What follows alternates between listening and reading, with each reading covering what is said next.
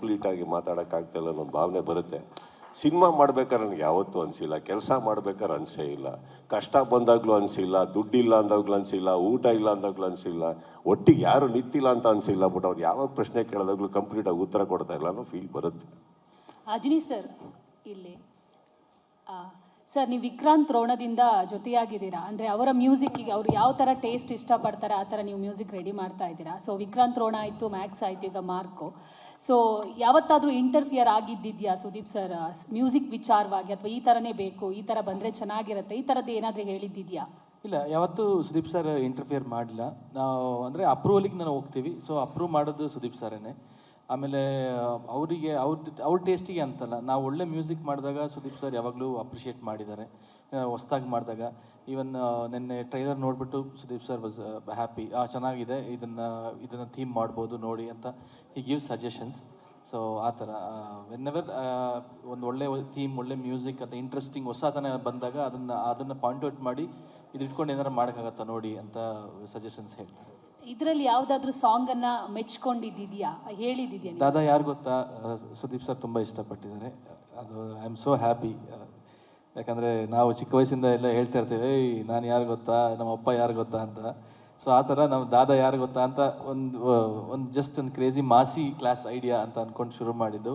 Sudeep sir also like it and so happy. And ಜನರು ಎಲ್ಲರೂ ಹಾಡನ್ನ ತುಂಬ ಚೆನ್ನಾಗಿ ವೆಲ್ಕಮ್ ಮಾಡಿದ್ದಾರೆ.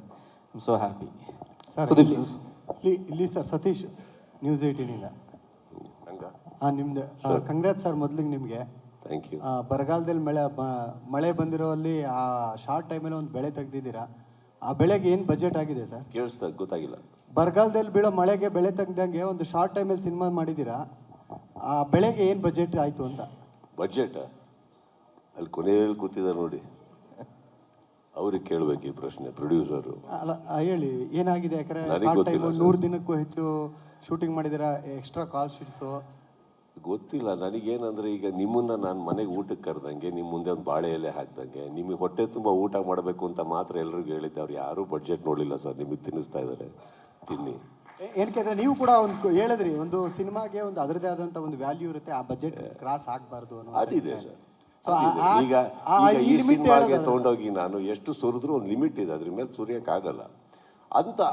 ಅದರಲ್ಲಿ ಯಾವ ಡಿಸ್ಕೌಂಟು ಮಾಡಿಲ್ಲ ಸರ್. ನಾರ್ಮಲಾಗಿ ಏನಾಗುತ್ತೆ, 2 ರೀತಿ ಇದೆ. ಇರೋ ಬಡ್ಜೆಟಲ್ಲೂ ಒಂದು ಹಿಡಿಯೋದು, ಬೇಡ ಇನ್ನೂ ಕಮ್ಮಿ ಮಾಡೋಣ, ಅದು ಬೇರೆ.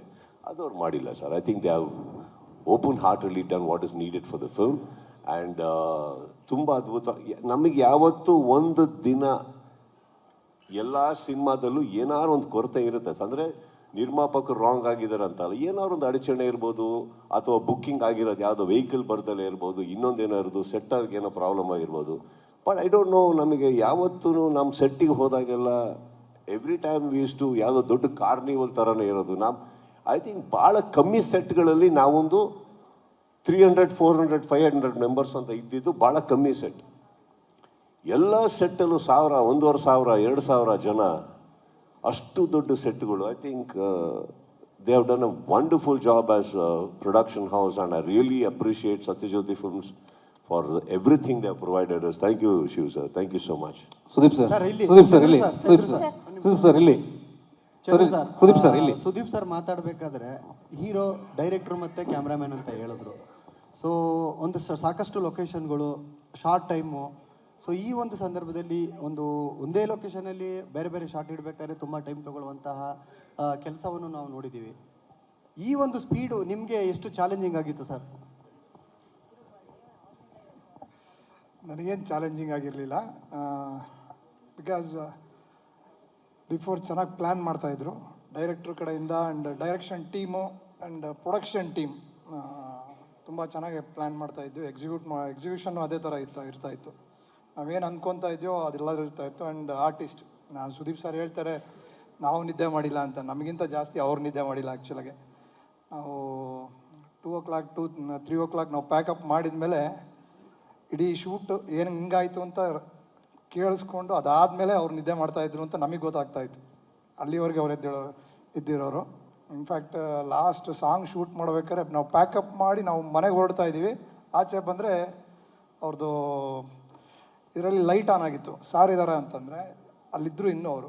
ಯಾಕಂದರೆ ಒಳಗೆ ಶೂಟ್ ನಡೀತಾ ಇದೆ ಅನ್ನೋದು ಅವ್ರು ಅಷ್ಟು ಕೇರ್ ತೊಗೊತಾ ಇದ್ರು. ಸೊ ಹಂಗಾಗಿ ನನಗೆ ಗೊತ್ತಿರಂಗೆ ನಮ್ಗೆ ಯಾವತ್ತೂ ಅರಿಬಿರಿ ಆ ಥರದ್ದು ಏನೂ ಆಗೇ ಇಲ್ಲ. ನಿಜವಾಗ್ಲೂ ಡೈರೆಕ್ಟ್ರಿಗೆ ತುಂಬ ಥ್ಯಾಂಕ್ಸ್ ಹೇಳಬೇಕು. ಆ ಸಚವೇ ಈಗ ಸ್ಕ್ರಿಪ್ಟ್ನ ಅಷ್ಟು ಕರೆಕ್ಟಾಗಿ ಡಿಸೈನ್ ಮಾಡಿ ಪ್ಲ್ಯಾನ್ ಮಾಡಿ ಆ್ಯಂಡ್ ಶಿವ್ಗೆ ಅವ್ರಿಗೆ ಆರ್ಟ್ ಡೈರೆಕ್ಟ್ರಿಗೆ ಥ್ಯಾಂಕ್ಸ್ ಹೇಳಬೇಕು. ಯಾಕೆಂದರೆ ನಾವೇನು ಅಂದ್ಕೊಳ್ತೀವೋ ಅದನ್ನು ಸೆಟ್ ಹಾಕೋದಾಗಲಿ, ಆ ಲೊಕೇಶನ್ನ ರೆಡಿ ಮಾಡೋದು, ಆ ಟೈಮಿಗೆ ಅದನ್ನು ಡೆಲಿವರ್ ಮಾಡೋದಿದೆಯಲ್ಲ, ಅದು ತುಂಬ ಕಷ್ಟ. ಅದನ್ನು ಕರೆಕ್ಟಾಗಿ ಕೊಟ್ಟಿದ್ದಾರೆ. ಸೊ ಹಂಗಾಗಿ ನನ್ನ ಕೆಲಸನ ತುಂಬ ಈಸಿಯಾಗಿ ನಾನು ವರ್ಕ್ ಮಾಡಿದ್ದೀನಿ. ಸೊ ಎಂಜಾಯ್ ಮಾಡ್ಕೊಂಡು ವರ್ಕ್ ಮಾಡಿದ್ದೀನಿ. ಲಾಸ್ಟ್ ಕ್ವಶನ್ ಮೇಡಮ್, ನಿಮಗೆ ಮೊದಲು ಕಂಗ್ರಾಟ್ಸ್ ಹೇಳ್ತೀವಿ ಅಂತ ವೆಲ್ಕಮ್ ಮಾಡ್ತೀವಿ ಮೇಡಮ್. ಪ್ರಿಯಾ ಮೇಡಮ್, ಇಲ್ಲಿ ಮೇಡಮ್, ಈ ಕಡೆ ಮೇಡಮ್. ನಿರ್ಮಾಪಕಿ ಆಗಿದ್ರೆ, ಈಗ ಡಿಸ್ಟ್ರಿಬ್ಯೂಟರ್ ಆಗಿ ಕೂಡ ಎಂಟ್ರಿ ಆಗ್ತಿದ್ದೀರಾ. Congrats, welcome. ಜೊತೆಗೆ ಎಷ್ಟು ಕೋಟಿಗೆ ತೊಗೊಂಡ್ರಿ ಮೇಡಮ್ ಸಿನಿಮಾನ? ಅದೆಲ್ಲ ಹೇಳಂಗಿಲ್ಲ. ನಾನು ಒಬ್ಬರೇ ಅಲ್ವಲ್ಲ ತಗೊಂಡಿರೋದು, ಇನ್ನೊಬ್ರು ಇದ್ದಾರೆ. ಇದೆ ನಡೀತಾ ಇದೆ. ಇದು ಭಾಳ 2 ಸಿನಿಮಾ